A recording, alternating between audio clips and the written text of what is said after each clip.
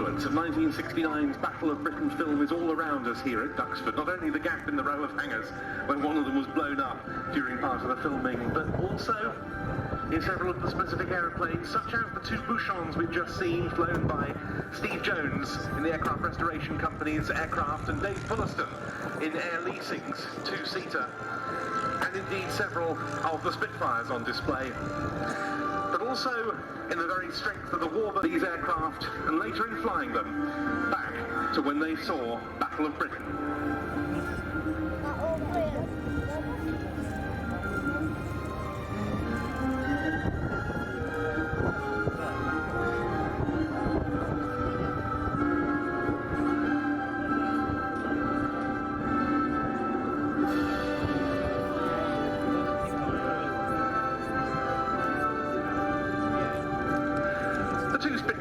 Returning to Earth. The first of them, one of the two Mark 1As that we'll see in the show today, owned by Comanche fighters, and that was flown by Stu Goldspink. Survivor of combat in 1940, but only briefly, shot down on its one and only operational mission over the beaches of Dunkirk while in the hands of the commanding officer of number 19 squadron leader Geoffrey Stevenson.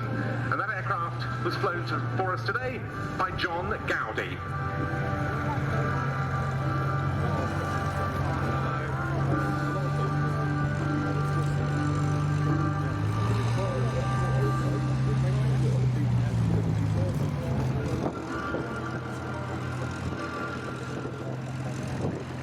Well, rather as I expected, as we bring ourselves back into the real world after that bit of cinematic escapade, we are seeing a few changes to the flying program today due to the wind conditions. The wind, as you can see if you're looking at the windsock, is changing direction quite a lot and has stiffened up quite a bit. So we're not going to be able to see either of the two First World War fighters, the Fokker triplane and the SE-5A. And I'm told also that the two Gladiators